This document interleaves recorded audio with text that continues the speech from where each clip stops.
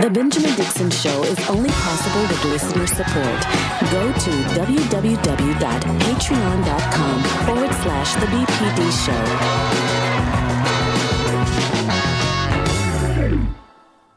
I am starting to think that somebody's coming after the show. My internet don't go down any other time during the day. It's only when I do this show. Welcome back, everybody. So the last thing I was talking about was the fact that there's a level of chaos that we have all been living under for the last 4 years. And I'll be honest with you, it's a little bit of PTSD. We have become accustomed to the outright madness of nonstop, intense, dramatic news stories in addition to 2020 and COVID-19. And while I don't think we can't afford to go back to sleep, I think some of us were lulled to sleep underneath the Obama administration, and we were not actively organizing and fighting the way we should have been fighting. The fact of the matter is that we do need some calmness. There has to be a way for us to get progress without the madness, right? We cannot constantly live in a state of all day long hyper sensitive, hyper aware, just nonstop. I think the madness has trickled down, right? Wealth didn't trickle down, right? Prosperity didn't trickle down. None of that trickled down. You know what trickled down? The madness, the intensity, the nonstop ridiculousness of our news cycle. And that takes a toll on us. And I think that has trickled down all the way down to everyone's everyday life, because it's not just political theater. A lot of people like to dismiss what's going on around the world as political theater and it doesn't really affect your life. But this really affects your life. And it comes down to it. It really affects our everyday life. And I think that's one of the number one things that we make a mistake on. Knowing that we have to fight still. This is not to lull anyone to sleep. Things are not going to be fixed just because Joe Biden wins. So that doesn't mean to go to brunch and don't do any politics, don't do any organizing. But hopefully it does mean we can go to brunch and organize. Like we can sit in a coffee shop and have some peace as we organize how we make things better. Right now, it's been nonstop chaos. I have a level of calmness and peace in my household because we're quarantined. You know, I would work all day. I would hustle. I never stop hustling. It was nonstop, and I'll go to sleep at 2 a.m. And somewhere in that time, I try to be a father and a husband. What COVID has done for us has been to say, shut that down entirely and don't do anything but take care of your family and take care of your health. The opposite side of that is the terrifying reality of the fact that so many people don't have that blessing, the ability to stay home and make their money from home, the ability to provide for their family from home. So many people don't have that blessing. Now you compound that reality. You combine that with the complete sociopathy of these politicians who are trying to force everyone back into public spaces because they're not going to admit it to you. But let me tell you the truth. They are employing a herd immunity strategy. They are employing a herd immunity strategy. And that's going to cost us close to 1 million lives. It's an understatement to say that they don't care about us. But it has to just be said as plainly. They do not care about us. They don't care about us. They see us as just another number. They see us as just cogs in their machine. They see us as the coal in their economic furnace. This particular subject, COVID-19, and the way that they don't care about us And the fact that I recognize the amount of privilege that I have. Listen, I understand clearly I am blessed and lucky, depending on what you believe or what you don't believe. I'm blessed and lucky to be able to stay home and thrive. My family has been thriving in this moment because I needed to get out of the streets and just stay my ass home. I'm aware of that, and in everything that I do, I'm fighting, yelling at the top of my lungs for us to provide this for everyone. But not only are they not providing people with the ability to stay home, they're insisting on opening back up and shoving you back into the furnace of their economy. And if it costs 1 million lives, it costs 1 million lives. In the grander scheme of things, at some point in the future, when we can look, hopefully all of us, hopefully everyone listening to me right now, you're safe, and we can collectively look back at this time. The absolute barbarity of our leaders is something that we're going to have to come to terms with. And the fact that we allow them to stay in power. Now, this is COVID-19 is precisely the area where I get pushed to the edges of revolution. I don't go over that edge because I got kids.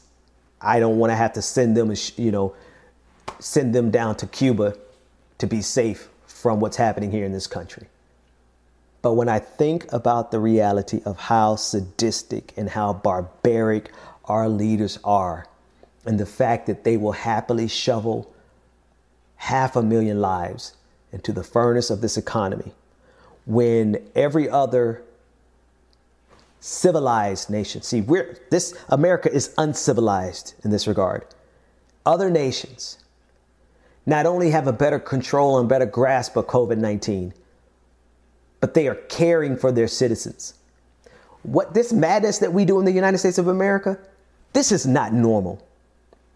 And I'm hoping that at some point in the future, when we could look back at this, we could come to terms with the fact that this country broke us. It broke us so much so that we allowed them to kill and we allowed them to stay in power. I cannot enjoy what I have knowing that there are people outside of my doorsteps that are dying because they are essential workers and they can't stay at home. They have to go and stock the groceries. And our country is so barbaric that not only are we not doing anything to help them, but we're actually creating the conditions to make it worse. I've been poor long enough, and I've got enough humanity in me, regardless of most of my life being poor, to understand that what is happening in this country is a goddamn shame. And while we may not have the mindset now to make these politicians pay for killing our brothers and our sisters, at some point, there has to be a reckoning with ourselves first, because we can't have a reckoning with the system unless we have a reckoning with ourselves. And I understand why they remain in power. Because the alternative is a confrontation that we, quite frankly, probably won't win. And it's a confrontation that destabilizes things even more.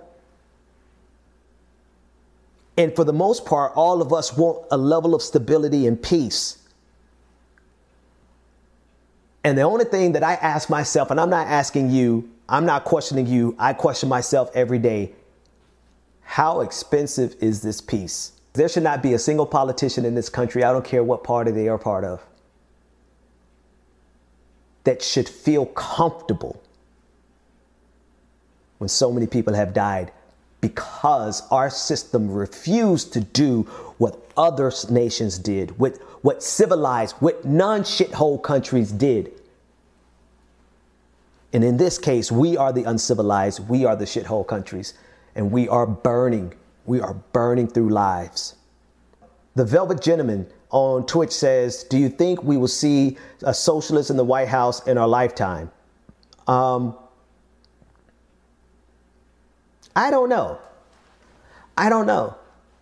Here's the thing, though. I had a conversation with Anand. I cannot pronounce it. I can pronounce his last name, Ghirardellis. He's an author, Anand Ghirardellis. And he's an author. He's a contributor with the New York Times. I'll be posting that in tomorrow's podcast. He's a contributor on MSNBC. He's a dude with the really fly hair. It's like gray hair, but it's in waves and a point, Of course, being bald, I take notice of really cool hair. I had a conversation with him today. And the conversation with him was so meaningful because we talked about, here's how we win. This is what he said, and I agree. I don't care what you call me. You could call me a socialist, you could call me a communist, you can call me a neoliberal, you won't call me a fascist. That's the only thing you can't do is call me a fascist. But I don't care the particular identification. Here's how we win. What we're fighting for is fundamentally good and just and right. There's not a reasonable person who is a person of good faith and good conscience who would look at you and disagree with the following statements. We have more homes that are vacant than we have homeless people in this country. And we create enough wealth to not have to seize those properties, but to compensate those owners for those properties and to make sure every person in this country has a place to stay. If we have enough wealth to do that and all of us create that wealth, why do we not do it? Now that's a little cumbersome. Well, I'll find a better way to say it. But the bottom line is we make enough money in this country to make sure that every single person has a place to live. Period. If that makes me a socialist, I don't care. What's important is that that's the right thing. That is the right thing to do. And us not doing it is an indictment of our character as a country.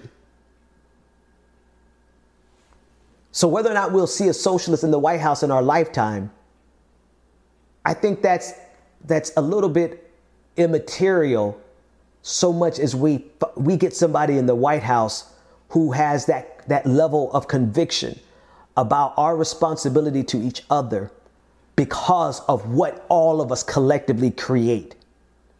Jeff Bezos is a billionaire because of you. Every little thing that you order off of Amazon makes him a billionaire. Walmart, the Walton family, they are billionaires because of you.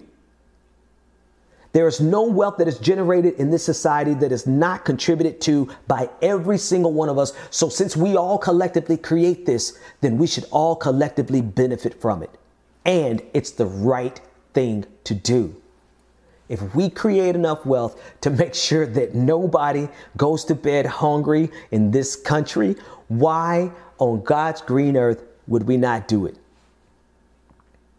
So we convince them with the righteousness of our cause. And if that makes me a communist, if that makes me a socialist, I don't care. If you saw somebody on the street and you could help them change their life with your pocket change, an amount so small that you wouldn't even notice, but you have the ability to fundamentally change their life, do you not then have a responsibility to do that? Michael Bloomberg damn near purchased our democracy with his pocket change. He took $1 billion out of his pocket and almost bought this entire democracy. I stopped him with 6 tweets. I didn't say that to humble brag or just outright brag. I said that to say if this man could buy democracy with his pocket change, does he and do we not have the responsibility to make sure that everybody has a doctor? Because it won't take collectively all of our treasure to do that. They could still be billionaires. Now, if you really push me into a corner and you make me choose between the existence of billionaires and us doing the right thing, then that's a whole different conversation. We can have that conversation. And then you rightfully could call me a communist. Fine. But what I'm trying to tell you is that our greed is going to destroy us. Our greed is going to inevitably destroy us. And we have created a system that rewards greed. We have created a system that rewards us based on the very worst of human nature. The Bible says that the love of money is the root of all evil. And we created a system based on the love of money. And evangelicals look at me and call me heretical because I'm a Christian who does not fall into line with the love of money. In fact, I'm the exact opposite. It's like they think the Bible says the hate of money is the root of all evil. That's how evangelicals behave. Like if you have a disdain for greed, then you are the root of all evil. If you really look at it, they think like people who are close to being socialists or communists or whatever, they think that we are the root of all evil. The Bible doesn't. The Bible says the love of money is the root of all evil. And here we are creating a system that is built on the love of money. So why do you think it's just even if you don't believe in God, it only makes sense that if you build a system based on greed, you will have endless wars. You're going to have homeless people when you don't have to. You're going to have a system where politicians shovel the lives of people into the furnace of an already teetering economy. Because we built a system built on the love of money, which according to their Bible, the same Bible I read, but apparently they got a different version, is the root of all evil. If I can't convince them about the brokenness of our entire system, forget about them because they don't want to be convinced. We can convince everybody else. 1 by 1, 2 by 2, 3 by 3. We can convince everybody else that in a system where we make this wealth, this stream that I'm doing right now is generating wealth for YouTube, Facebook, Twitch.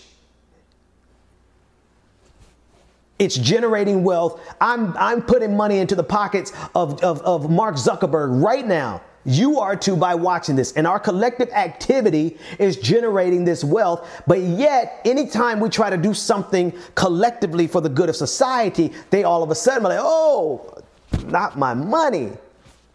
You're right. It's not your money. It is ours. We helped create that. And we have created a system that benefits a small percentage of people at the expense of everybody else. But most assuredly, this system is so bastardized that now we are killing people. We're sending people back into bars and clubs and just so that we can continue to generate that. We could not pause. We could not pause this system for a week, for 2 weeks. God forbid we would have paused this system for a month where we could have got COVID-19 under control and saved hundreds of thousands of lives. That's how sadistic this system is. We have to actively reject greed. We must actively reject greed. It must be an exercise. It's an active everyday routine that you have to practice rejecting greed. Because even those of us with the best of intentions can fall prey to it. You just have to make up your mind that what you have is enough, because if you don't consciously make up your mind, you will always be chasing after more. And this is how they perpetuate this system on us. The way they keep us in this system, it's because they keep us wanting what they have. They keep us wanting more. That's the trap. That's how they get us. That's how you get a person who would benefit from breaking this system and putting it back together as something better. But you get a person who's in poverty who should desire to destroy the system. That's how you get them to protect this system, because that person in poverty wants and desires to have all of that more. They want to protect this system because they want the trappings of this system. But if we ever get to the point where we collectively as a people can say, you know what? I think I have enough. We don't ask that of somebody who doesn't have a home. They don't have enough. We do not ask that of a person who doesn't have health care. They do not have enough. A person who doesn't have food. They do not have enough. A person who can't go and get an education. They do not have enough. We don't ask that. And this is the twisted, sadistic nature of our system. They always ask us to be satisfied with nothing. But they keep us desiring everything. Do you see the game and the gaslighting? They have been gaslighting us for so long. They tell us that we need to be satisfied and find a way to have peace. They give us religion, right? I'm a religious person. I went to church. I used to, did my thing in church and everything else. But they give us religion for the purposes of satiating the masses. It's the opiate of the masses, right? And it's there to shift our direction from the material conditions that are not met in a society where we make enough wealth to ensure that it is met for everybody. And I hope I'm not moving too fast. I hope you got what I just said. They give us religion to make us pacified and satiated with not having enough. So everything that I'm saying is not relegated to the people who clearly do not have enough. They should never be told that they should be satisfied as a homeless person, as an unhoused person, as a person who can't get health care in a country where we generate enough wealth to make sure that everyone is covered. No. Those are not the people who need to be satisfied. The people who need to find a way to be satisfied and to actively reject greed are those enough who know we've got enough. Everybody who can look around at their life and say, you know what? If I don't add another digit to my salary, I'm good. What happens, though, is that they get us in that position where we could say, hey, I'm good. And instead of us turning around and saying, how can we make everybody else good? What we have been conditioned to do is say, how do I get more? And in that way, every single one of us who could have made the decision to say, you know what, I'm good. But instead, we were trained and conditioned to say, I gotta have more. In that way, we have played our individual part in sustaining a system that is built on the backs of billions of people that we step on so that we could have more, when there could have been a point where we could look around and say, you know what, I'm good. It is toxic capitalism, but honestly, I'm going to get jumped by my communist friends if I don't just tell you the honest truth. It's just capitalism. I'm going to be honest with you. It's just capitalism. We as Americans have been breeded to be individualists. Until you grapple with that notion, it's kind of offensive to think that your society has been designed around an idea that is inherently fallible and leads to so much destruction and devastation as individualism. And yet we've wrapped it in this veneer of nobility. We act like in America, the most noble thing that you could do is to take care of yourself. We have been groomed in this country to believe that the most noble thing that we could do is to take care of ourselves. To the point where we make really ridiculous decisions. Carrie said, do you talk to your kids about this stuff? Why don't you want them to hear? Oh, because I was cussing a little bit. I don't want them to hear me cussing. I talk about this stuff to them in a very practical way that they can understand almost every day. And I'm going to get back to the individualism thing. What is heartbreaking to me? And the reason, like, they're 9, 7, and 2.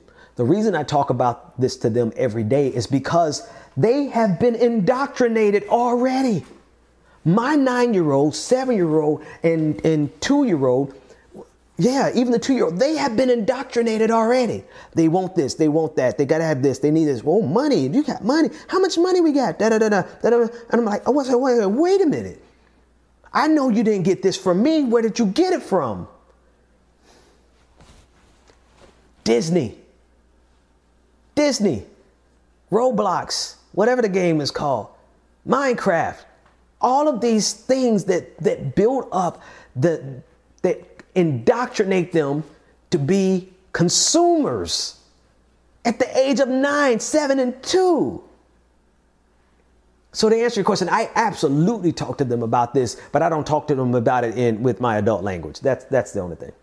And it is so refined and precise that it's not natural from their desires. It is taking their desires and amplifying it with Disney capitalism. Take away the Disney capitalism, greed and desires would still be there, but it wouldn't be so precisely attuned to say, I want this and I want that. How much money do we have? I want to get this. I want a bigger house. I want this. You know, it's a very specific set of things that they want because they have seen it versus what is in us naturally to desire. There is the greed inside of all of us. My son saw homeless people for the first time, and he instantly tried to figure out, how do we fix this? And his heart was breaking at the idea that there are people who have to sleep on the street. So while we naturally have an inclination towards greed and desire and selfishness, the yin to that yang or the yang to that yin, the opposite side, that secondary consciousness that is there too, is concern and compassion rather. And what we have been designed to do in this society, I'm about to dovetail it. I love it when a plan comes together. What we have been indoctrinated to do in this society is to cultivate the individualism, to take care of ourselves first. That's what we've been indoctrinated with versus indoctrination of collectivism, of how we can make a better society for everyone, because that natural inclination is in us too. We have just been groomed and taught how to just absolutely push all of the time to be individualists, to focus on our own individual need and ultimately our own individual greed. The number one thing I know that we're going to have to do, whether we win or lose in November, is that we're going to have to organize more, and we're going to have to leverage power more, not for my self-aggrandizement, but it's so that we can get the message out to as many people as possible.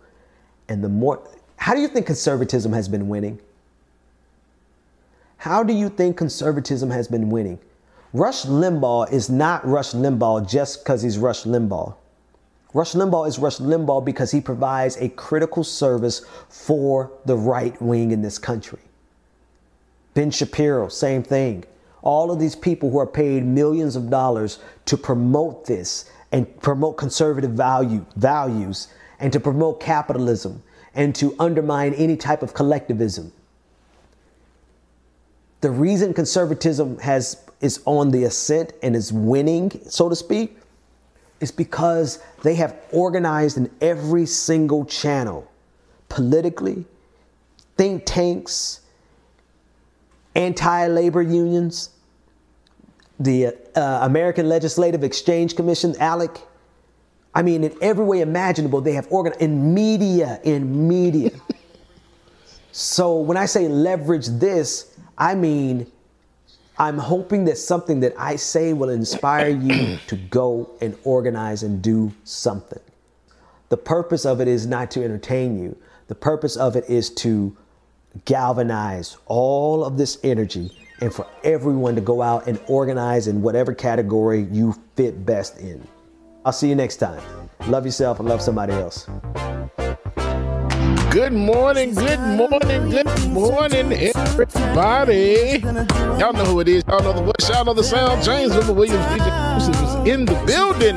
Happy Pride Month, everybody. Woo! Horn at. Hold on, let me get my horn going on.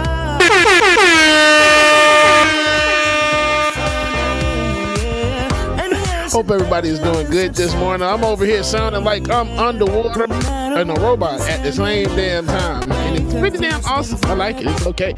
But good morning, everybody. Make sure that you stay tuned. On the Clock is coming up next. Good morning, everybody. She's got what you need. You know she's got everything. So boy, don't you cry. Leave all your worries behind. Just come to mama. Come on. Just come to mama. She'll take care of all of your troubles. Good morning, everybody. Good morning. Good morning. Elizabeth Lonzo, Spin Cycle, Fuga Tyra, Brandy, Boondocks, Roller Dragon, what's going on? Henry King, Juanita, good morning. Melanie Dennis, Tractor Tasha, Onassis, Argus, Nicole Howe. Good morning, y'all. Shade Dragon, what's going on? Trevor, Mac Panther, good morning to you. She's got what you want. Ooh, Brandy, see what had happened was. It's coming. Brother Bryce, good morning to you. Leave all your worries behind. Just come to mama. Mia M. Taylor, good morning. Tiger, what's going on? Carly Wynn, Shelby, good morning. Yes, Trevor Ben has transcended and gone into virtual reality. It's funny on the night. Y'all call me iBubba, that's IBN. She's stressed, but I gotta say that makes me even more impressed. Cause she juggles it all and does it lovingly. And on top of it all, she keeps on loving me. Her eyes, her lips are my desire. She sways her hips and I'm on fire. Yeah, I love her from every angle. Bottom line, I wanna tell her a thing. Just come to mama. Come on. Just come to mama.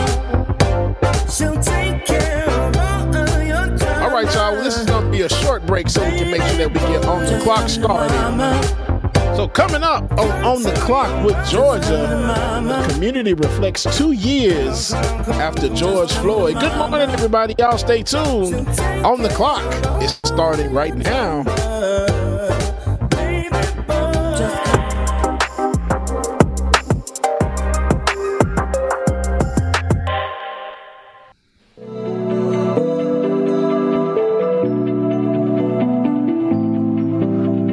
Last week marked 2 years since the murder of George Floyd.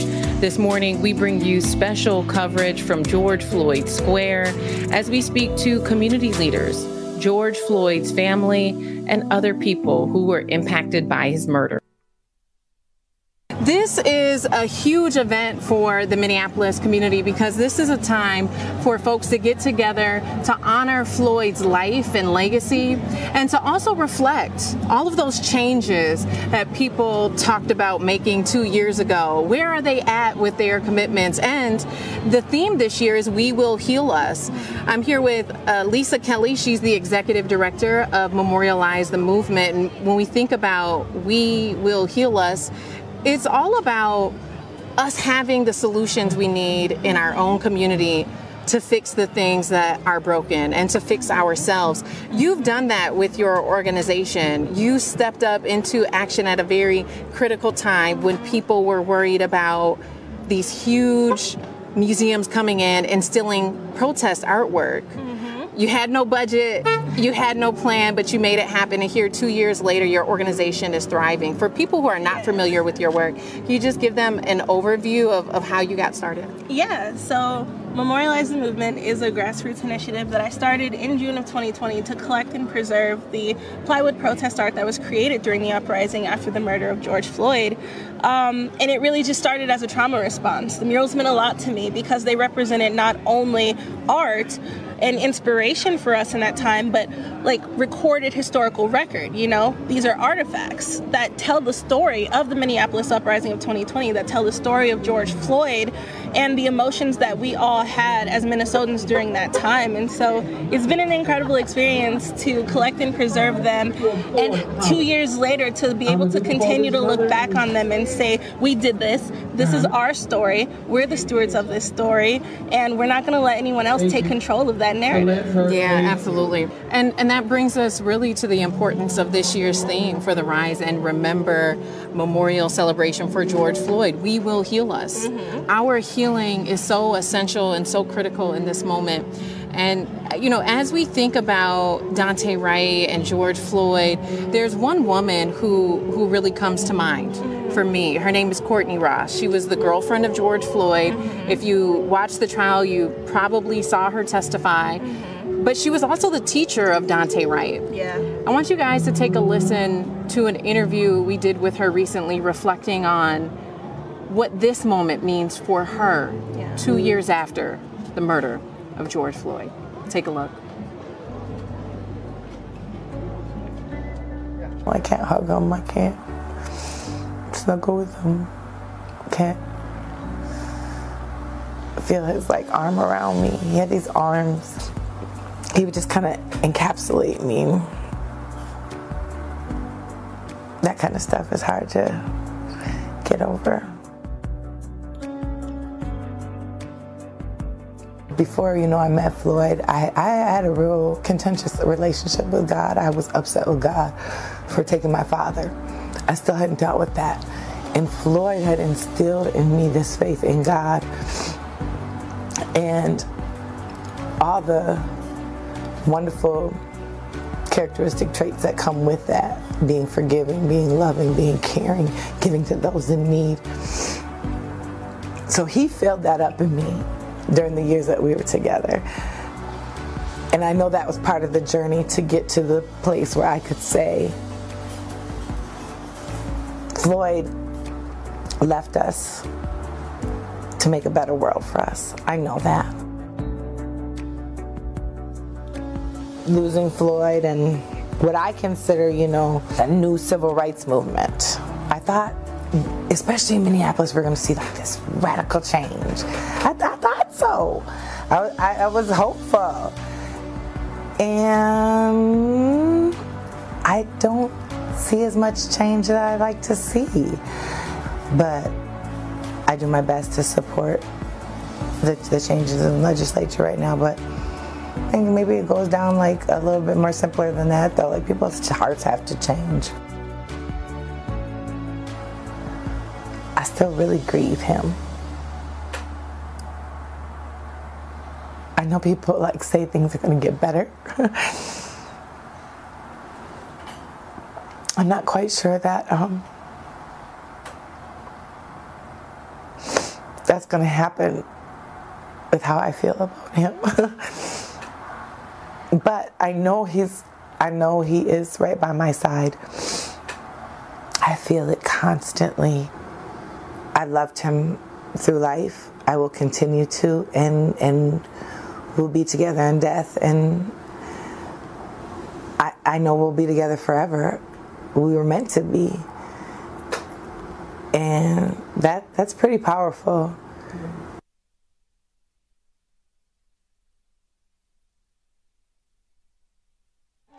So I know that they're just getting warmed up. This is not the official show that we're preparing to have happen at 5 p.m. Central. However, I wanted you guys to take a look at that just because the energy here is high.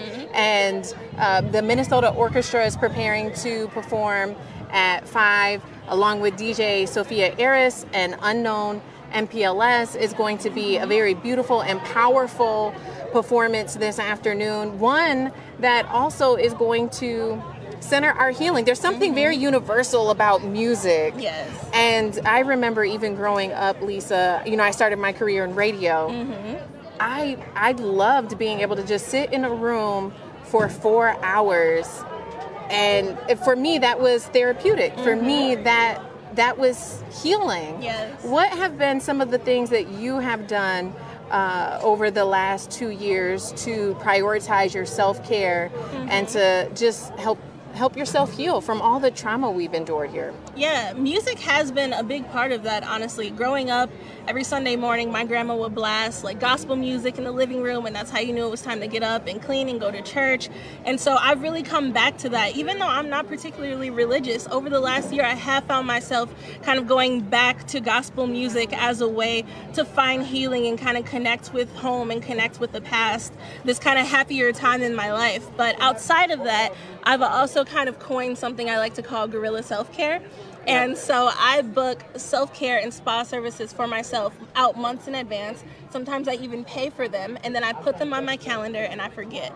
And that way, even though I'm working 40, 50, 60 hours a week, putting together these large-scale exhibitions, doing workshops, collaborating, speaking at universities, whatever have you, when it comes up, I have to stop and do it because it's on my calendar. It's already blocked off. So whatever else I said I was gonna do, this is already locked in. Yes. And so I have to force myself to stop and take a break and say, okay, it's time to prioritize my health. It's time to go see my doctor. It's time to get a facial. It's time to go get some new vitamins or whatever I have to do to preserve my body and my well-being and spirit. And so that's kind of been my saving grace throughout all of this, is kind of giving myself the jump by going and booking things behind my own back. Yes, you have to put it on your calendar. Yes. You know, if it's not on the calendar, it's not going to happen. And we do have to prioritize our self-care, because as Black people, we are in this society that, I mean, we're receiving messages everywhere. We're receiving messages. Our babies are receiving messages in school, in the classroom.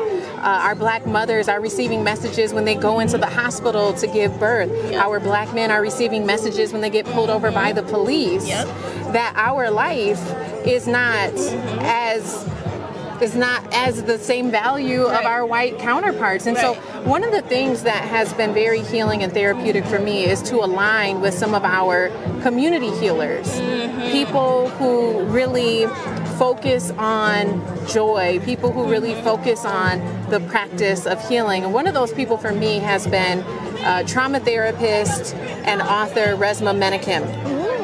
He just released his second book, and you know, he's been featured in New York Times on the bestseller list, New York Times, The Square. You know, he's been on The Breakfast Club. Just very amazing. But you know, he told me at the height of the protests in Brooklyn Center, after I had been shot with a rubber bullet, after I had been maced in the face, to stop sometimes.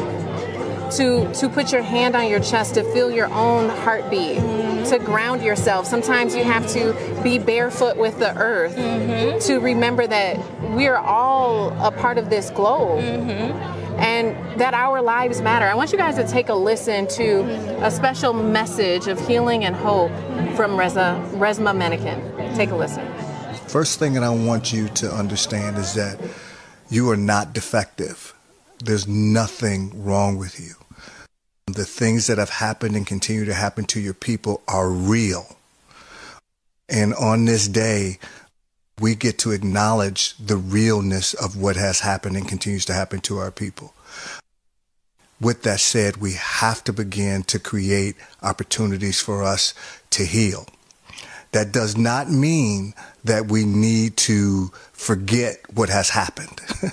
That does not mean we need to take politicians' example of how we heal. We need to emerge that and develop our own ways of healing. And so if I could say anything to you, is that your healing matters in this moment. Your pain matters in this moment. Your grief matters in this moment. And we have to begin to deal with all three of those things with each other. We're not the level of pain and grief that has happened to Black bodies and bodies of culture. That level of pain can't be contended with individually. We have to deal with it both individually and together. So my love to you. I appreciate you, and I'm so glad that we're celebrating and we're doing this thing today, because it reminds us of the work that we're doing, that we need to do, and reminds us that we are not crazy and we are not defective, but work needs to be done, not just on our parts, but on the parts of this city and the parts of this of the police departments and and the neighborhoods. We are not defective. I love you.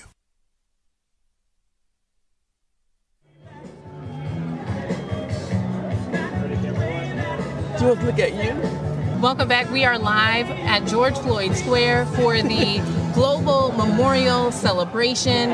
And this year's theme is Rise and Remember, We Will Heal Us. I have the opportunity to be here with Angela, who is the aunt of George Floyd, as well as his nephew, Roman. Thank you both so much for taking the time.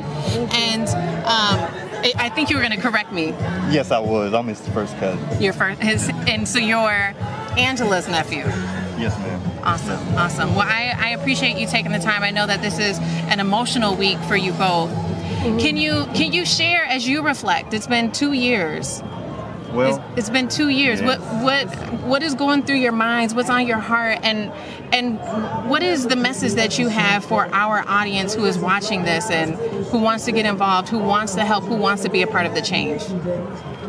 Well, I think that, actually, I know if you want to be a part of a change, don't be afraid. Stand for what you believe in. Yes. And I believe like I said, if you stand firm on what you believe in, then you can't fall for anything. Yeah, it's 2 years has been a process for the family. But not just for the family, for the world. Right. Because they were traumatized 2 years ago and with us. And it's like we're going together with the world in this special way. And I want the world to know that we are so happy that you're keeping us in your prayers. I really do. Yes. And even though it was a difficult time going through this journey, the hope is real. The hope is real. There are laws being changed. The George Floyd Police Act got passed. Yeah. We did that installation, releasing that sign to show 38th Street. In the last 2 years, we've had 6 police officers convicted. That's unheard of. So even though it feels like there's small changes, those are battles that are being won. So the war isn't over yet, but we are making progress, and the hope is real. So I just want to tell people this is not about anything against white people, anti-white, and whatever you want to call it. It's about change. Right. It's about change and giving people that hope to live for. And just the message saying we all can live together. That's right. We all can live together. That's right. We can do this because we will heal us. That's right. What we need is within us. What we need is within our community. Yes. Ms. Angela, you give me so much hope hearing you reflect on the wins, the victories. Yes. And the thing is, change takes time. It's not something that just happens overnight.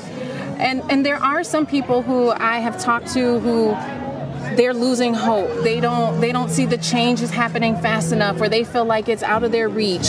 It's something that the president has to do. It's something that the mayor has to do. But there is something that we can do within ourselves. Exactly. True change starts in the heart. Yes, and and it's not just about race. Yes, what they did with Perry started a huge black movement, and I'm proud of that. But even at your job, when you see something that's unfair and you see a co-worker being mistreated, you can use your voice to make a change for that person in institutions. It's about all around making a change for the better. And I know there are people say they're losing hope. Oh my God, there's another black person being killed. I know it's painful. I know it hurts. But you have to be able to see the progress that's been happening. This is a 400-year thing that we're trying to dismantle. Yeah. We can't expect to dismantle something that has been like a sleeping giant for 400 years. Yeah. Our death, the death of Perry woke up this giant. And since it woke up the giant, then that leaves us the options, Roman, me, and the world. It gives us a chance to say, you know what, I'm going to do something. I'm going to lift my voice. You know, I'm going to be on alert for inequality and make it right. That's what you have to focus on. You can't focus on darkness. You gotta focus on the light. Because in order for that, when Perry was killed, in order for me to focus and to try to make a change within, I had to find my way out of that darkness. Yeah. And like I always say, if George Floyd, who we know is Perry, can muster those words on that hot cement and say, I can't breathe, and call out for his mom. Because it takes a lot of courage to say, I can't breathe when you're in pain. If he can do that in that situation, then we can have a voice to make a change and say, I can do this. I would do this. And that's what you got to remember. That's what we got to remember. Thank you so much. Is there any final words you'd like to leave people with today? Hey, Tyrone. Come on up here. You'd like to introduce yourself? Hi, my name is Tyrone Watford. I'm George Floyd's first cousin. And I'm part of the movement as well, here to support my family. As my aunt was saying, we're just here to be able to support the movement. What does this mean to you 2 years after his murder, to see the community come together and to see people continue to rally for justice and rally for change? I say it as his death wasn't in vain. Something good came out of something bad. It was a bad situation, but it brought a lot of people together. And hopefully, with the movement, we'll be able to avoid this from happening to someone else, loved one. Absolutely. Well, I do have some. Well, I do want to say this, and I always stand on this. One person can't do everything, but everybody can do something. That's right. And I truly believe that. I love that. That's right. But it takes time. Yeah. It takes time, but I truly believe that. And I think that's it. I appreciate it, Roman, been a Angela, while and Tyrone. Feel free to share in the comments how you've been healing yourself. This theme this year, Rise and Remember, we will heal us. Everything we need is within us. Everything we need is within our communities. But we want to hear from you all how you are healing yourselves. What's your self-healing journey look like? What's your self-care regimen? What are some of the things that you're doing? I did see Melisha.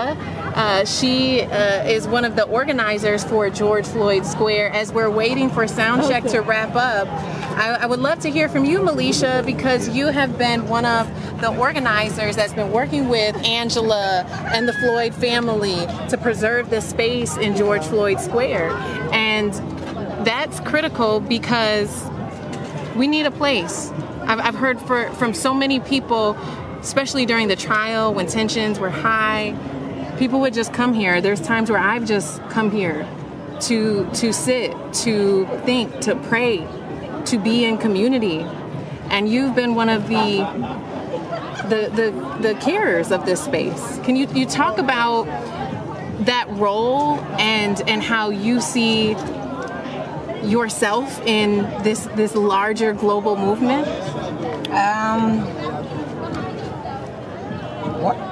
The role itself is just a lot in itself. It's not no specific thing that I'm supposed to be doing. It's more of a, if I'm needed there at that time, if it's within my skill bracket, then okay, I'm gonna do that. I'm gonna do that if that's what's needed at that time. And the organizing, communicating with the other organizers, those who are not even a part of the square but is allied with the square, because it took more than the square itself to be able to pull off everything that we've done pulled off for these last 2 years. I feel like a lot of people, especially if they're not in Minneapolis, not from the city, they might not even be aware of this community that still exists and how for, a year, maybe over a year, the space was barricaded and there were 24 demands that were listed before the organizers of this space said that they would take the barricades down. And there's been some back and forth with the city, but there's also been a lot of those demands met. And I know some still haven't been met, but you guys made a difference. And you held space and you're still holding space. Do you ever think in 20 years, how historic your role in this movement is? Do you ever think about, like the historical context of what you're doing and your role in this movement? Not even years from now. I see how my role takes place and how it affects other people's lives and how they are willing to be more involved. Because some people think because they don't live in these 4 neighborhoods that they can't be a part of, or, well, I don't call it community, I'll call it village, because it's just different. Community and village is something totally different, and this is not a regular community. So if you can take yourself and be able to be like, okay, just because I'm not there doesn't mean that I can't do something around where I live at to make the change, because it's not just happening here, it's happening everywhere else. That's right. That's right. This year's theme, Rise and Remember, We Will Heal Us. What does that mean to you? I think what it feels to me is, I feel like it's just another stepping stone to getting closer to the justice, to the change, to the 24 demands being checked off, to us coming more together. It's just another stepping stone to letting people know that the fight is still here. We are still accomplishing and breaking down barriers and stepping over stones and coming together to be able to make things happen. So if we're able to just keep continuing to do that year by year, especially giving people a reminder, because like you said, a lot of people don't know what's going on here. So if we give a big reminder every year, would you forget? No. Well, and for me personally, I can't forget. Even though it's been 2 years, and I know there's other things that are in the news cycle, there's other things that are... I don't think I want to forget. Because part of me didn't want to come out here today, but the other part of me is like, why not? Why aren't you there?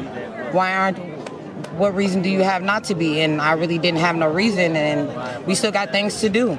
And if we don't continue to show with action, then are we really going to continue to make noise? Are we going to continue to make change if we can just sit around and be quiet? Because I think it's the noise that got everybody's eyes open and wanting to make a change. That's right.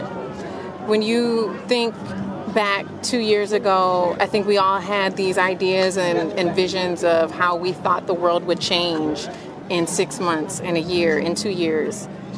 Are we as far as you thought we would be? I think we're far where we need to be. We are exactly where we need to be. Because it's a stepping stone. It can't change all tomorrow. And I think a big part starts with each individual person taking accountability. What part and what role do you play in all of this? Because everybody plays a role in this and what's going on in some type of way, shape, or form. So people really need to figure things out and what they can do, because it starts with yourself. That's right. Melisha, as we prepare to wrap things up, my last question for you is, how are you finding joy in this moment? It's nothing but love around here, especially when I seen you today. Yes, it's nothing but love. So I'm happy. Love it. I'm happy. Thank you. Absolutely. Right, I'll see you sure. later. You take care as we're waiting for the stage. As soon as the stage, thank you, Melisha. So as soon as the stage kicks off, we're going to transition there. But since we're in community, hanging out, what's your name, sir? Kenny Putt. Kenny, and are you from Minneapolis? Minneapolis, born and raised in Rockford, Illinois, though. As a black man, how did the murder of George Floyd impact you? It impacted me. It hurt so bad because I don't like racism at all. So it really bothered me, and I like everybody to get along because I'm not. My mother raised us up to be colorblind, and that's the problem I have right now. Why everybody ain't colorblind? Why can't we be colorblind and love everybody for who they are and who they are? Just be a society. You know what I mean? Just be good and be great to each other. Love each other. You know what I mean? Like I love you. Yes, absolutely. That's it. Absolutely. All right, and that's enough for the world. World, let's hold hands and be together and stop the stupidity. You know? Thank you, my brother. One love. Love everybody. Everybody stay loved. All right, well, we do have some performers who have taken the stage. For those of you who are watching, thank you so much. I do want to send a huge birthday shout out to my daughter, Araya. She's 14 today. Happy birthday, baby girl. Mama loves you. I also want to thank Line Break Media, who has been an amazing partner for today's live stream. In the comments, please, I believe we have a link to their Facebook page. Make sure you guys follow them and support them. Today's live stream would not be possible without them. We have a beautiful evening planned for you guys, so we're going to kick it over to the stage Thank you so much for watching. You've been watching special coverage this morning from George Floyd Square as community gathered to honor George Floyd's life and legacy 2 years after his murder. Stick around for more on the Benjamin Dixon Morning Show.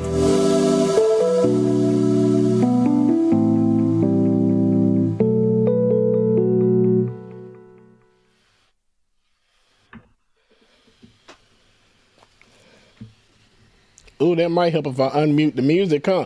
Good morning, y'all. Y'all make sure that y'all stay tuned. We got coming up next here on the Benjamin Dixon Morning Show.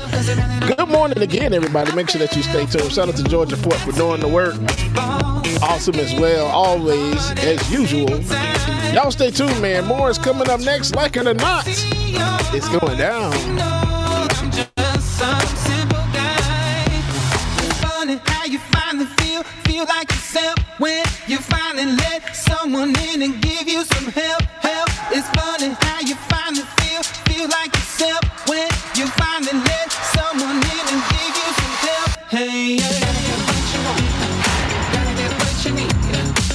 I've been dancing all goddamn. And Dwayne tell you I was back here rocking by my damn self.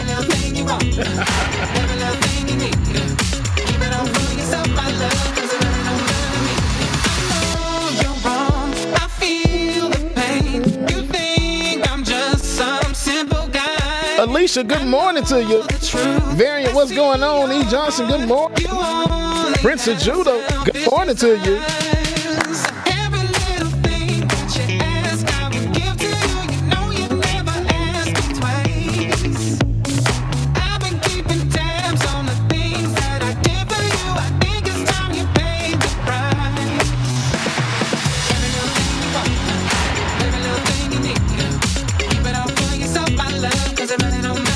Happy Pride Month again, everybody.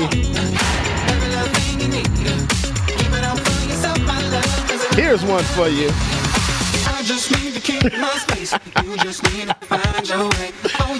What pronouns does chocolate use? What pronouns does chocolate use? Hershey.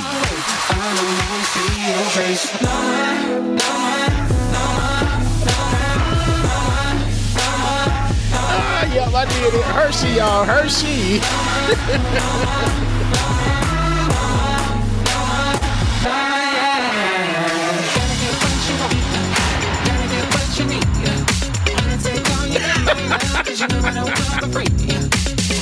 Creative Impact. Good morning, Eric Fuller. Tyra, good morning.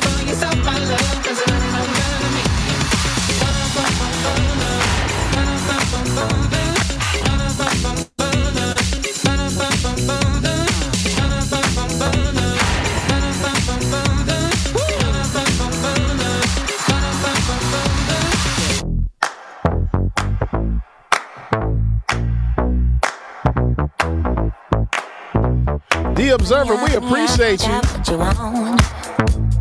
Give me all your love, 'cause it's burning hot. It's what you do to me, babe, I can guarantee. Honey, I got what you need. Under the night sky, I want your eyes all on me. Don't tell me lies now, I always get mine. Don't play with me. E. Johnson, that's what I'm talking about. You better change your pronoun. Your Majesty. I hear you. Change your mind to King. King Bubba. Yeah. Mara Sharice, happy Pride to you. Welcome, welcome.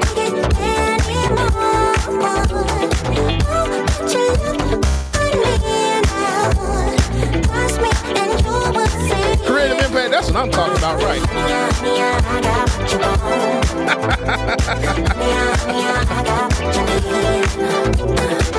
What about Letterhack in the building? What's going on, Letterhack? That's right, Kang Bubba, K-A-N-G. Me all alone, no holding back, no. We could take it to the stars where you wanna go. Stop, we can't do, don't need to prove you know. Honey, Henry King, you right, son. under the night sky. I want your eyes all on me.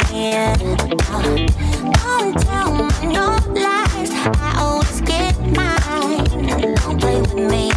So do you want it? Do you want it? Mary C., good morning. Can you feel me now? Can you handle it? Alright. So do you want it?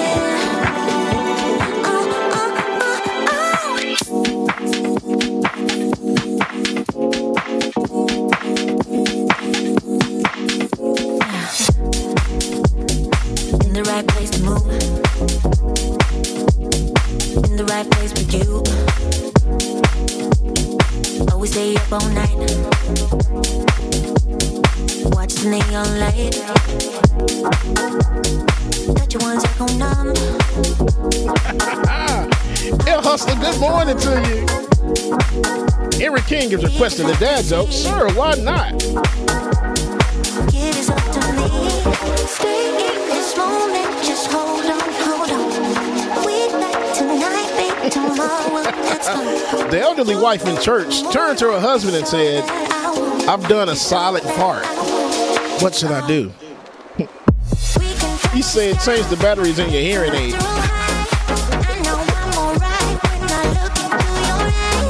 That's right, Mara. Get them glow sticks out. Give it to me, funky, baby.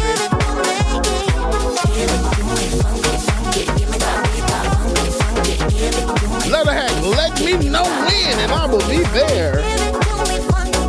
Give it to me. Give it to me, funky. Face towards the stars. When I'm around my Spanish-speaking friends, always use the word mucho. It means a lot to them.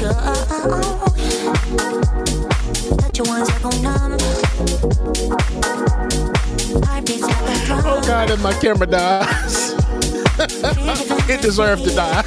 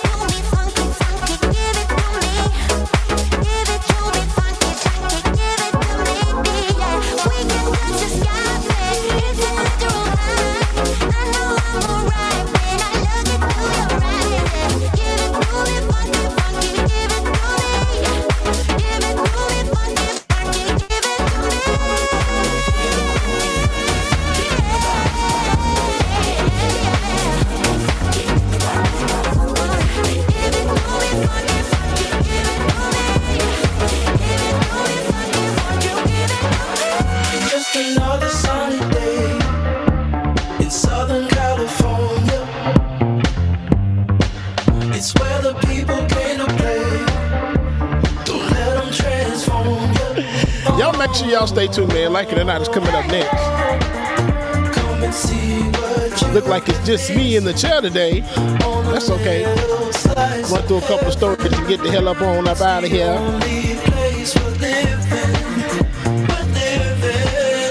Chewy Crab, good morning.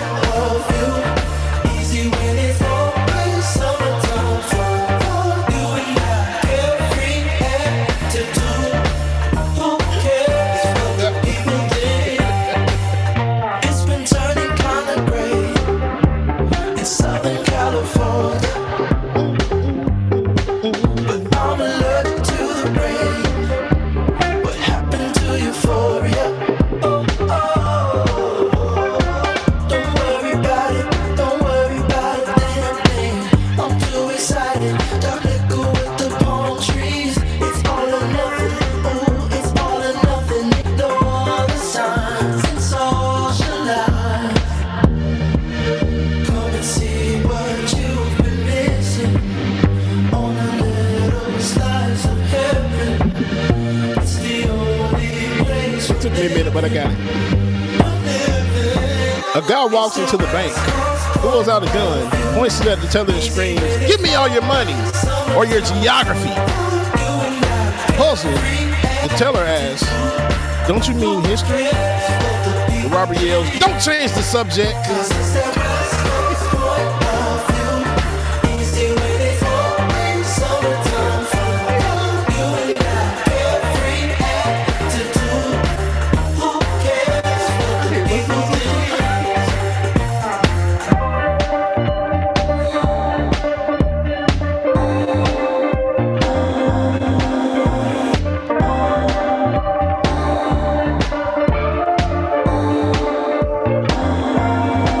Sharice, drop that link. Boy, you had me from the start. By the way you stared, the way you wrote up for me, yeah, yeah. Man, I felt your energy. Wasn't used to being loved and treated differently. Rolling Dragon, I wish I did get a chance. It's just natural. Signals got crossed, and now we're on completely different pages. Let's go where we were, where no one gets hurt. Right there, don't you stress the flow. Walks into a bar. Trying to pick the pace up, we should take it slow. I never served a weasel Baby, before. keep your focus. What can I Don't get you for make you? me change my mind. Pop. If you love me, baby, don't you switch up the vibe. Baby, don't you, baby, don't you, baby, don't you switch up the vibe. Baby, don't you, baby, don't you, baby, don't you switch up the vibe. Boy, you take me on a trip. Always up and down and back and forth in merry-go-round. I just wanna get it right. But when you go left, I'm stuck here feeling left behind. Cause something went wrong. Has the queen arrived yet, Dwayne? And now we're going different directions. Let's go where we were, when no one gets All right, hurt. incoming. Baby, keep it right there. Don't you stress the flow. You're trying to pick the pace up. We should take it slow. Baby, keep your focus. Don't you make me change my mind. If you love me, baby, don't you switch up the vibe. Baby, don't you, baby, don't you, baby, don't you switch up the vibe. Baby, don't you, baby, don't you, baby, don't you switch up the vibe. 9 a.m. to 10:30, yeah. Like it or not is on your channel, yeah. Politics and culture is we change game like we supposed to, yeah. Interviews and all the news, we get to choose what gets the views. Like it or not, with Queen Azul, it's starting now, so stick around. Like it or not, it's going down. Like it or really, Dwayne? Just stick around. Oh, Rebecca Azul is coming through. You know she got a good story for you. Oh, Benjamin, that's my dog. This is his show. He's a politics pro. I am your DJ. DJ exclusive. Y'all know who I am. I stay dropping them jams.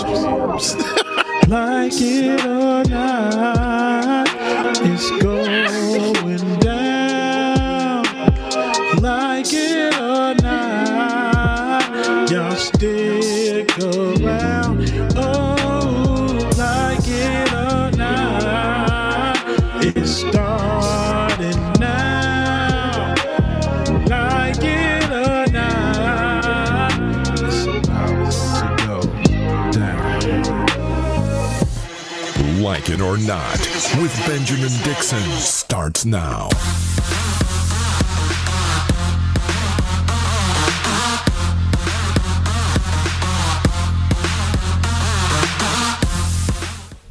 Good morning, good morning, good morning. Was my camera lopsided or something this morning? Or is that why I'm a little higher? Let me see. Like, I feel like I'm a little higher than you today. But good morning. Did you smoke this morning or something? You a little higher than me? How is that possible? Yeah, I don't smoke, so I'm goofy as hell this morning, so forgive me, Rebecca, okay? So you smoked this morning. Is it 420 for you? Is it giving you 420 vibes this morning? It's all natural today. I think it's the coffee is a mix of everything. It's like while the videos, everything else is playing, I'm back here jamming Kendrick Lamar and all in my own little world, having a good time. Dwayne, to tell y'all, I was back here acting a whole damn fool. Well, that's all right. I mean, it's feeling a little bit like what Tuesday should have felt like. I felt like Tuesday was forced on us. But before we get there, let me say good morning to the people. Good morning, everybody. Welcome to Like It or Not, where we're free to tell the truth and not care who doesn't like it. Today is June 1st. That means it's rent. That means the rent is due. That means the rent is due. I just want to remind you guys, I hate to put that energy out there. That means the rent is due. Probably other bills are due at the same time, depending how you got your bills on, on rotation for yourself. Yeah. I'm sorry. I didn't mean, but I need that to be a reminder, because on the 3rd, you don't want to get paid that extra fee, the 3rd or 5th or however your where you live, how they function. Some people don't have it like that. Some people actually, could do half on this day and then half on the 15th. I wish I had it that way. As soon as I don't pay, I get charged $250 and a fee every day after that. So right, can't be putting that in the atmosphere. Can't be late on rent today. But so it's been a lot happening. Yesterday I said it gave us real Monday vibes. And I didn't like that, because if I have Monday off, I don't want my day coming back to feel like, a drag. I feel like they really forced Tuesday on us, and they knew that our weekend would go by so fast that we would probably be trying to force in time with our family, our friends, trying to have as much happy time as we possibly can, especially with the events that we've been experiencing majority of this last month. So I really just don't understand why I feel the way that I feel today. It feels like Monday. But I didn't even do Taco Tuesday yesterday, y'all. I didn't even do Taco Tuesday. Yeah. Say it again. Wow. I can't believe myself. Wow. I didn't even do Taco Tuesday. Pizza Hut. Yeah. I don't really eat that. It was a bad decision. It was freaking terrible. Yeah, I don't. But thank you, Laura and Latif, for lunch. I appreciate it, though. Thank you, Latif. Thank you for Laura. I did get some cocktails. I did do that, but I did not eat any taco. It wasn't giving me the Taco Tuesday vibes yesterday. But, maybe today's going to be a better day. Maybe today is going to be a better day when it comes to, the feeling. I want it to feel like it's a hump day, right? Today is Wednesday, so it's a hump day. And so I wanted to feel like we're about to get to the end of the week. I want everybody's bills to be paid. Look, lay hands right now. I pray that everybody's rent that is due is paid on today. That's the energy that we're going with. It may be a day where the rent is due, but I hope that everybody can pay it and still have some money left over to do brunch. Amen. Okay, so we're back on Texas today. We're not taking our foots off of Texas's neck, and with the leadership over there.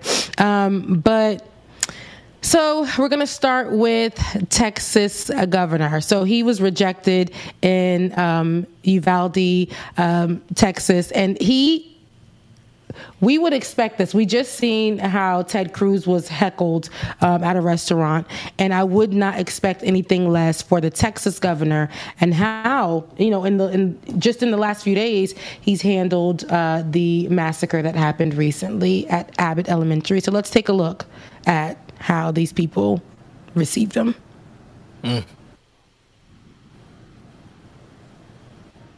I would like to say that I am sick and tired of the left-wing media and, frankly, people in this room today spreading misinformation about Wayne LaPierre. Whenever there's a mass shooting, they all say that Wayne LaPierre isn't doing enough to stop these mass shootings, and even implying that Wayne LaPierre has played a part in making it easier for these shooters to get guns, to get weapons. And frankly, that's not true. The NRA, under Wayne LaPierre's leadership, has provided thoughts and prayers to the victims and their families. And maybe these mass shootings would stop happening if we all thought a little bit more and we prayed a little bit more. So I'm asking everyone in this room to think, to pray. Give your thoughts and your prayers and your thoughts and your prayers and your prayers and your thoughts. And if we give enough of these thoughts and these prayers, these mass shootings will stop.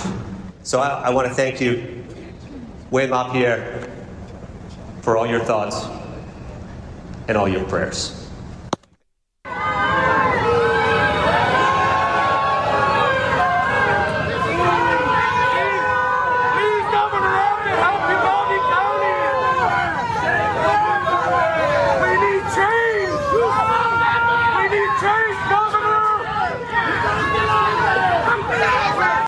Wow. But what's funny, Rebecca, real quick before you get started, like looking at the crowd, it doesn't even just, point it out firsthand. It doesn't look like those are the people from the community. I was gonna say the exact same thing. Let me address something first. I said Abbott Elementary, and it's not Abbott Elementary. It's Governor Greg Abbott in the elementary school. To make sure I give the respect that is due, is Robb Elementary School. Abbott Elementary is the show, but.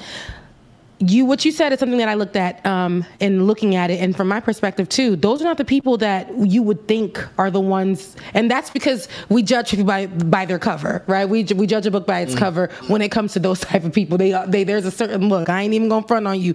Those hard down Republicans and those, but I think you know why we're seeing this type of audience here, and it's usually not the same as what we're used to, is because this is the audience. This is the particular audience that has been touched. The same, it's when it's in your backyard now, when it's near you, when it could have been your child, when it was maybe a child that now you are going to join the fight. They always wait until it's come close to their front doorstep or it's reached them, and now they will continue to join the fight. And here, he does deserve exactly what they're doing. I like to see the people of Texas standing up. Many times I've heard these stories, and not to say that I think the people of Texas are just used to and were sick of their leadership, so they learned to live with it. I'm not saying that they didn't want to fight, but they've probably been fighting so much, and they're just like, you know what, let me continue to live, let me continue to get my stuff together. But now I think this is where, what they say, the straw broke the camel's back.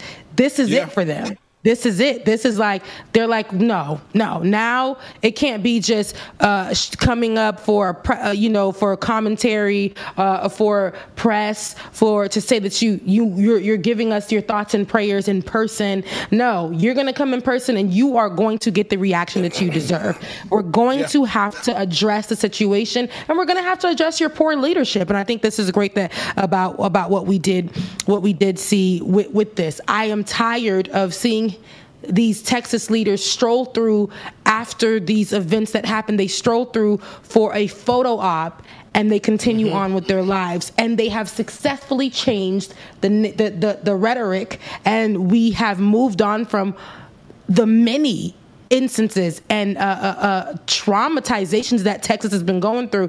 We've moved on from it. Not only, just an example, in Buffalo, New York, they want us so bad to move on from this. How can I move on from the fact that 2 weeks ago, 19 kids were murdered and 13 people were murdered inside of just going shopping? Just going shopping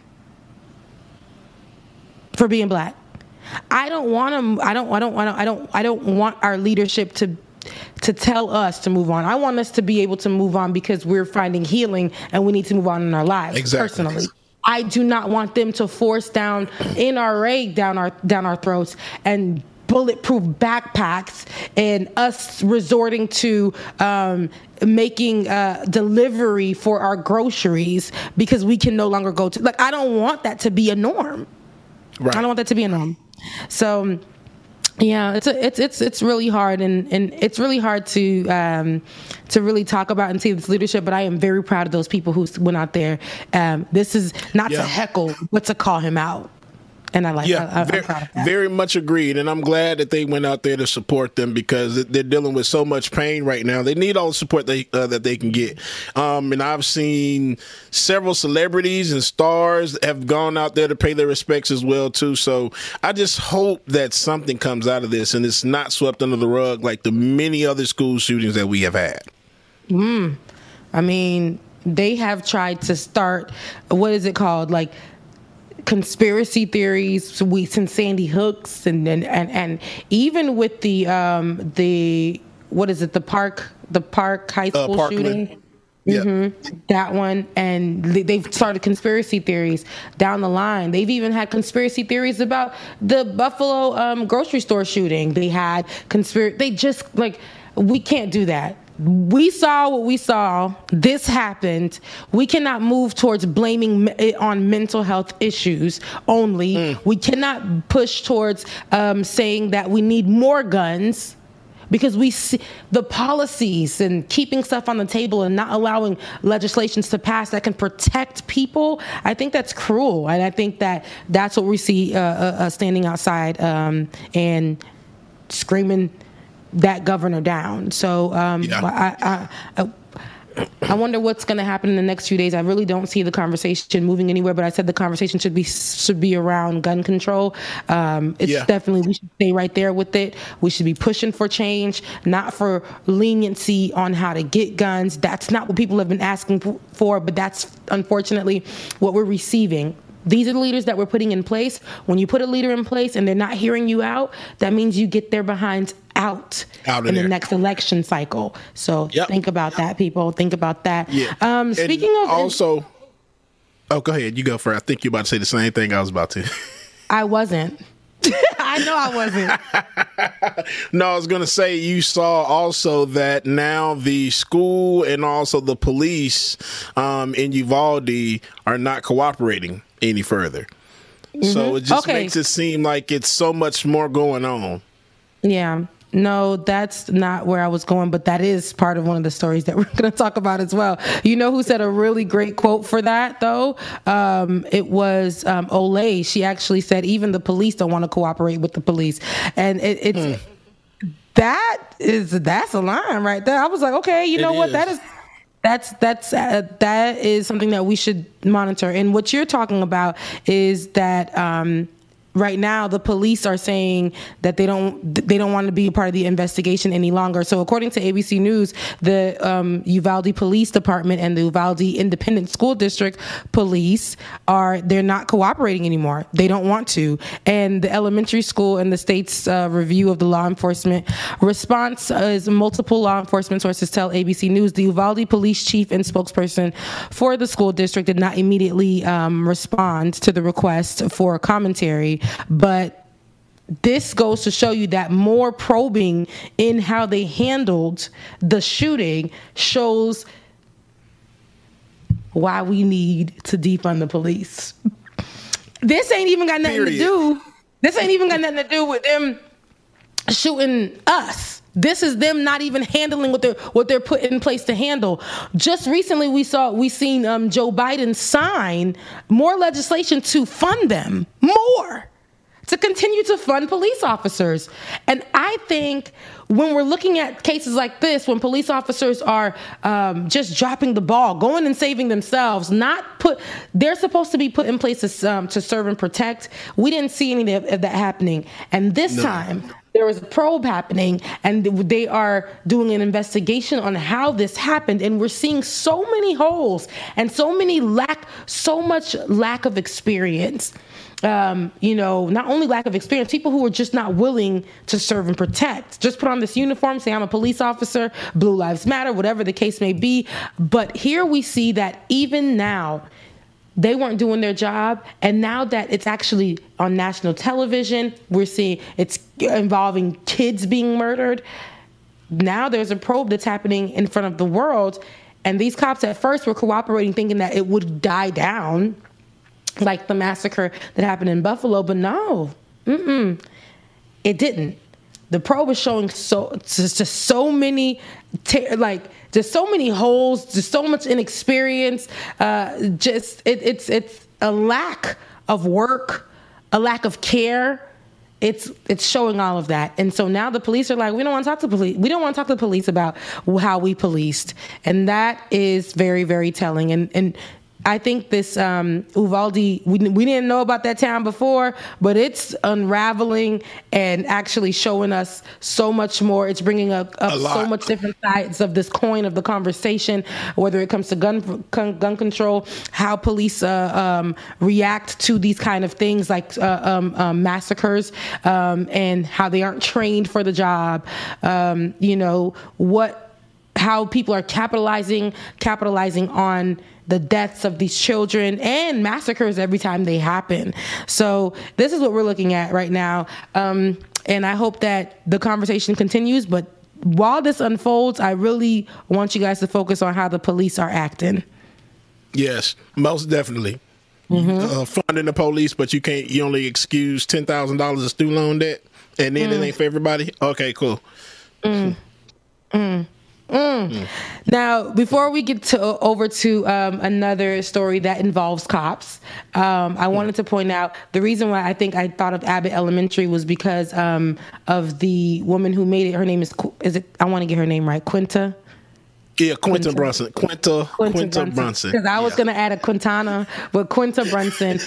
She actually took to social media not too long ago and was saying how people were asking her. She's the maker of Abbott Elementary, the show, and she was saying how people reached out to her via social media asking her why she won't do or will she do a story at this elementary school, because the show was centered around an elementary school, and at this elementary school about a mass shooting at a school. What the hell? Yes. They were pressuring her to do so, and she had said she's not moving forward with that. She doesn't want to do it. Is that something that you would watch, Bubba? Would you be willing to watch a feel-good show, turn a corner, and focus on a massacre of children? The type of show that it is, first of all, it's a comedy sitcom, so absolutely not. It's not the space for it. And now, if it was something like a Shonda Rhimes produced or directed kind of drama TV show like that, potentially yes, because it fits in that drama aspect. But for a comedy show that deals with like the silliness of school and what teachers go through, I wouldn't do it. It just doesn't fit the mold. Yeah, it definitely doesn't. And I'll say this as well too. Just thinking about it from years back, they did one on Glee. I don't know if you remember the show Glee. They did an episode where there was an active shooter situation in the school, but it just turned out that something had failed or something. But it was a lot. It was a lot to watch, and I don't think that. That's not something that, yes, it's real life and it happens in real life, but I don't think it's something that needs to be put out there on TV. It's just a lot. Especially when her goal is to actually focus on a different, just feel good stories, and even the things that she points out in the show already are hard enough topics that she pulls out to feel good, to make the kids feel good. She's now we see her on box tops, talking about box tops for different elementary schools and helping fund those schools and get teachers supplies in reality, because these are issues that schools are dealing with, and so she's an advocate for that. But to have a conversation or a show centered around massacres, I think it shows how twisted our minds have become and how normalized. This should not be normal that we're having television shows that are supposed to be about children's elementaries, and we're centering those around massacres. That's it, and I think that she pointed out we shouldn't be normalizing it. We should be fighting for a change, and we should be talking about gun control and gun laws, and we should be going up to our leaders and calling our leaders and protesting or whatever we can locally, and putting it in our leaders' hands to make a change. Because what is it going to do by putting this on what's supposed to be a feel-good show, a little getaway for 30 minutes away from your reality, but also to point out different issues, but in a way where people can digest it to do better. A massacre is not something that we are not trying to continually digest. We should not make that normal. And we should not pin it on people like her, directors, actors, or teachers to do the duty of our leaders. Mm-hmm. We shouldn't do that. And by that, I mean to keep it in a conversation and to make sure we feel so uncomfortable that a change happens. That should be in the hands of our leaders. They should feel uncomfortable, and they have the power to make a change. So if we continue to make them feel uncomfortable and we continue the conversation with them, that's where the change should be. Not trying to put it on other folks for your pain or for your pleasure. Right. So, yeah.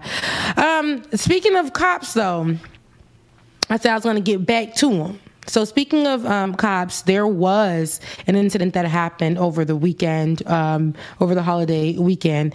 And in Kansas City, police shot a black woman who had her hands up. I don't like this story too much. I didn't like reading it. I didn't like seeing it. In Missouri, okay, Leona Hale, an unarmed black woman, she told officers she was pregnant just before she was shot 5 times in Kansas City. And this is according to a witness. Leona Hale, she's 26 years old. She had her hands up in the moments before officers shot her in the parking lot of a Family Dollar store on Friday night. A woman identified only as Shadanja had told the Kansas City Star. The witness said that Hale was attempting to run away from officers when they shot her 5 times. The witness, who had gone to the store with her 3 children, described the scene where officers opened fire on a woman who allegedly posed no threat. It's important to point out that the Buffalo shooter was taken alive, and this pregnant black woman was shot with her hands up. Not only that, I actually read the story further on the day that the shooting happened. The woman was in the car where it was suspected to be stolen, and her partner was in the car driving at the time. He got out and started to run. He left her in that car. She got out and said, There's a gun in the car. I have no weapons on me, and I am pregnant. I am 5 months pregnant. And so while she was saying that, she saw them still drawing her weapons. They wanted her to get down on the ground. She said, I can't because I'm pregnant.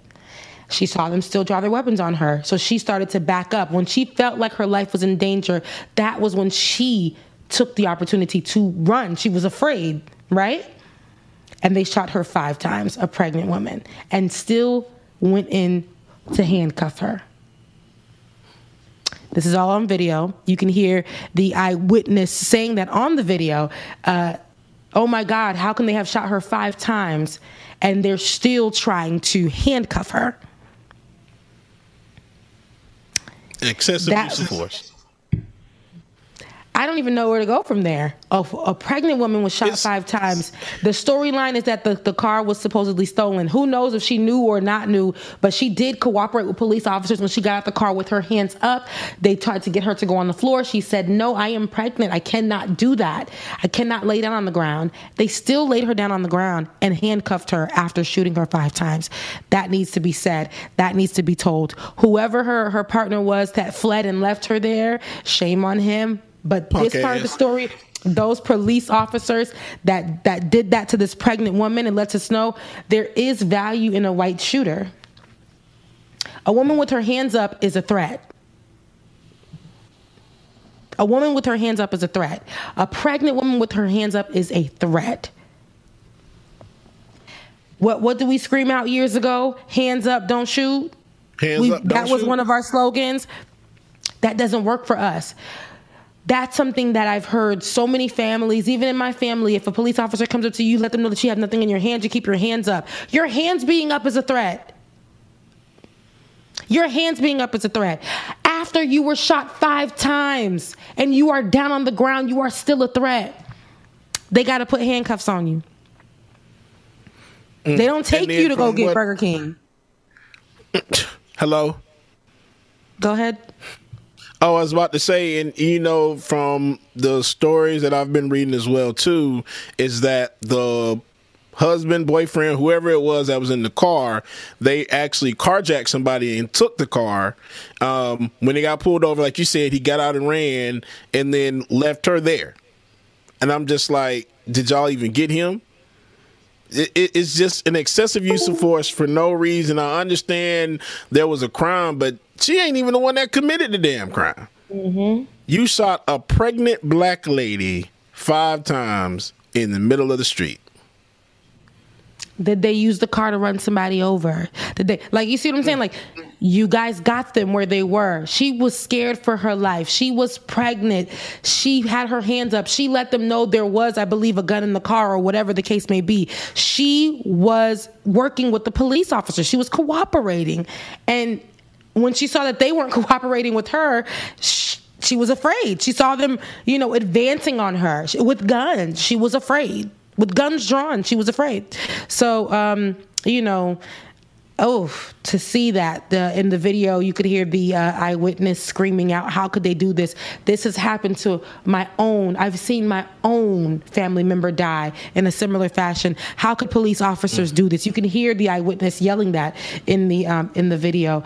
And so, I don't know what's going to come of this. I don't know. We'll keep our eyes locked and, our ears to the street with the story. And while the news continues to develop, we will cover it here. I pray. Yeah. I know that she was recovering in the hospital, but I don't know if, her pregnancy, I don't know what's going on with that. But as we get updates, we'll bring that to you. We gave 2 stories about the cops on today, and none of them were good. I don't understand why we're continuing Joe Biden to give them money when there are so many different areas that need money and so many more causes that need more press. I don't know why we're giving it to officers that aren't doing much with it instead of just still practicing target practice on people of color. Right. And then every day, we giving them all this money, but every day there is something coming out about a police chief that's being fired or arrested for tampering with evidence and prostitution and all kind of other stuff. But yet we still funneling money into these pigs. Okay, cool. Communities are suffering right now. We have homelessness as a big issue. There's places where people can't eat. Schools don't have supplies.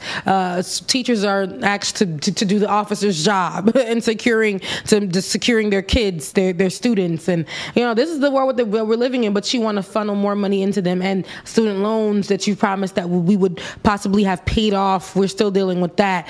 We're still recovering from COVID, and so many people not having money or jobs during that time, and some people still afraid to go into the office and willing, to take a pay cut, in this time. We're still dealing with all these things, and you think that the answer to a lot of these problems are to fund the police.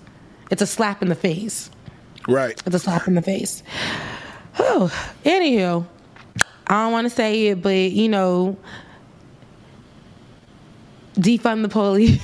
That's why I got to say it real, because I was going to say something else. Defund the police. Defund them. And fund a lot of causes that really matter, other causes that matter. Let's see. I wanted to talk about this story as I talked about Biden. This will be the last story of before we get to the after party, but BTS went to the White House. Let's take a look at what they said. They went to the White House to talk about anti-Asian hate crimes, but let's take a look at what they said.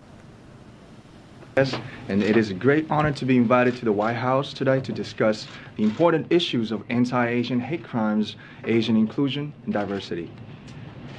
June said today is the last day of the AANHPI Heritage Month.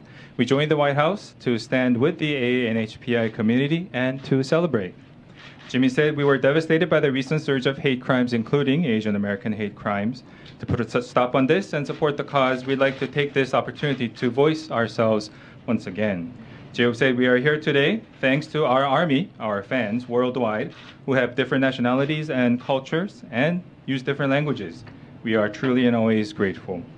Jungkook said we still feel surprised that music created by South Korean artists reaches so many people around the world, transcending languages and cultural barriers. We believe music is always an amazing and wonderful unifier of all things. Shika said it's not wrong to be different. I think equality begins when we open up and embrace all of our differences. V said everyone has their own history. We hope today is one step forward to respecting and understanding each and every one as a valuable person. 마지막으로 남준 씨가 중요한 문제에 대해 함께 이야기하고 우리가 아티스트로서 무엇을 할 수 있는지 생각할 기회를 만들어 주신 바이든 대통령님과 백악관에 감사드립니다. 감사합니다. Those are some beautiful young boys. But they are. They cool. They cool. Yeah. You know, my nieces love the hell out of them. Love them to death. And they made me a partial fan. Yeah, don't know a thing about them, but I know a lot of people do love them. They're some K-pop. beautiful, handsome young boys. However, why was it given that I was watching something? Were they talking or somebody was translating for them? Well, I was really confused at that part. At first, I thought the middle one was talking. I don't know his name, and my niece is going to kill me for not knowing his name. But it looked like the middle one was talking at first, but then I'm just like, wait, his mouth not moving no more. What the hell is going on? I think what happened was that, you're right, the guy in the middle was talking at first, and then there was a statement they had prepared that was read by somebody else.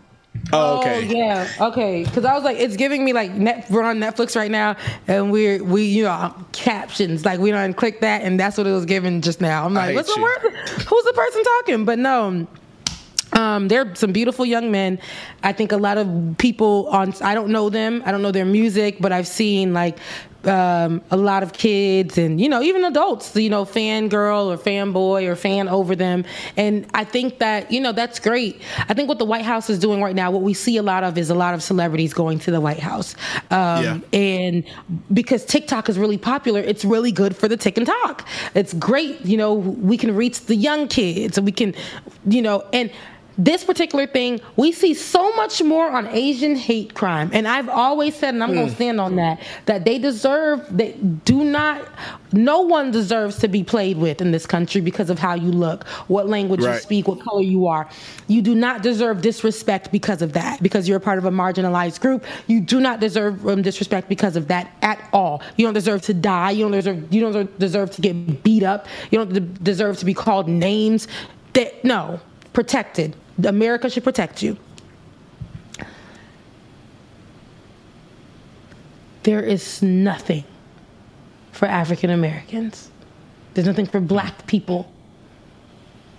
Nothing. Kamala Harris stated before, and I'm always going to say this one too. Kamala Harris stated, as she stated on 1 week, America, there's no racism in America. America isn't racist. The next week, she was signing an Asian hate crime bill. We have been asking and pushing and praying and protesting and doing so much. We, the black people, have the black delegation, the black people who were born black, people who can't hide the fact that they're black, people who can't pass.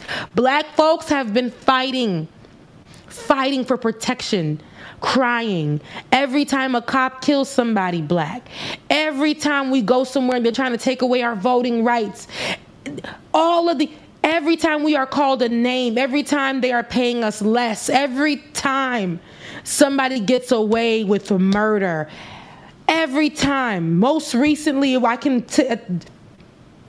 when hate crimes happen, because what happened in Buffalo at that Tops grocery store, that was a hate crime.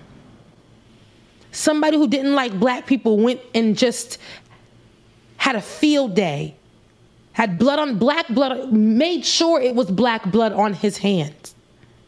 Made sure it was black blood. That was the whole goal. He laid it all out on social media. And there is nothing in place to make sure, y'all, that the person who committed that white boy that committed that crime will actually do the time, will actually be held accountable. What do black folks have that we've been screaming? We've been screaming for protection. We've been screaming for something that protects us when something like this happens. We've been screaming to make sure that we get justice when something like this happens. What do they have in place? After a woman who is Asian and black stated that there is no and I'm talking about Kamala Harris, our vice president, who knows both sides of the spectrum, who understands what it's like to be black in America. Mm-hmm. No, I don't think so. And now you sit here and say that when somebody presented a question to you and asked you, do you think America is racist after something that happened to black people, you said, no, it's not. But when something happened to Asians, which it shouldn't have, and they should have something that protects them, but once it was the quick movement, the quick feet, why isn't it the same thing with black folk? The largest minority group when it comes to race. Why isn't it the same thing with them? From the day that we got here, from the day that black people existed in America, we've always been given the least.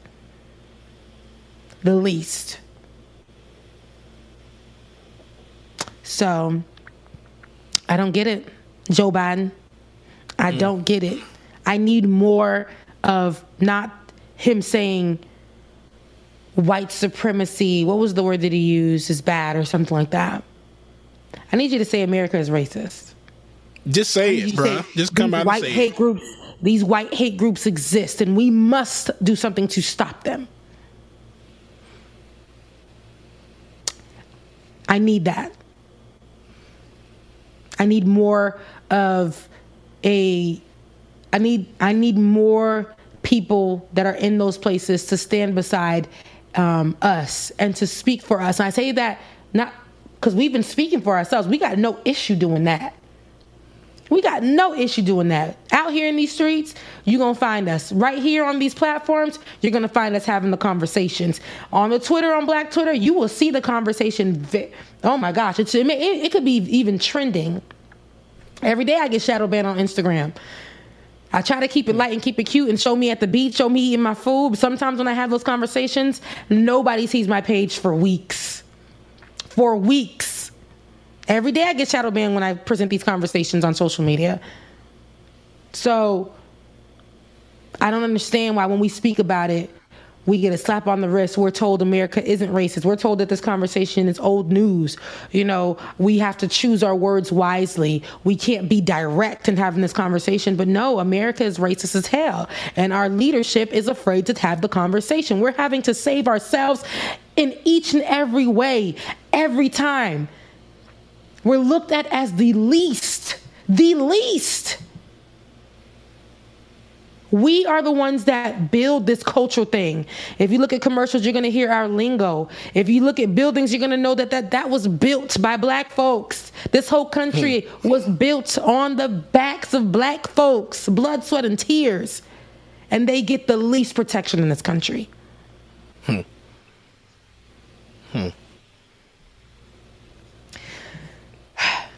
So and they got something that's going to tie in to you with exactly what you said. White appropriation and cultural appropriation at its finest. Dwayne, can you play that clip, please?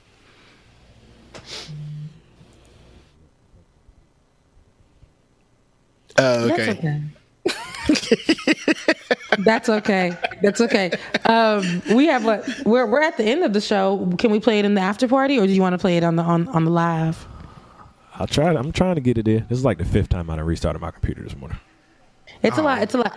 Can they hear you, Jay? I'm about to call you somebody else. I'm about to call you somebody's name that I was with last night. Can they hear you? Don't do that. I literally was about to say that.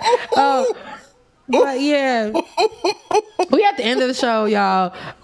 We're gonna wait and see if we can get that video up. In the meantime, yeah, man, crazy. Calling out names on this public channel, girl. No, it was crazy. I was hanging out last night, and I was about to literally call you that person's name. That's so funny. But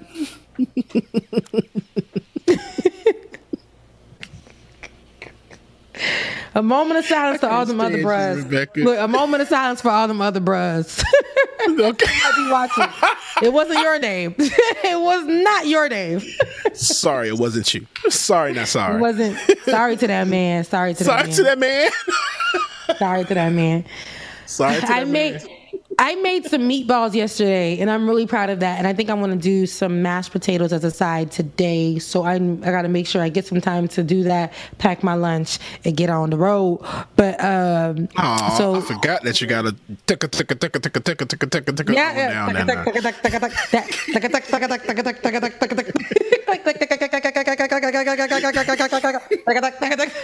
Mine be like. That's the pothole.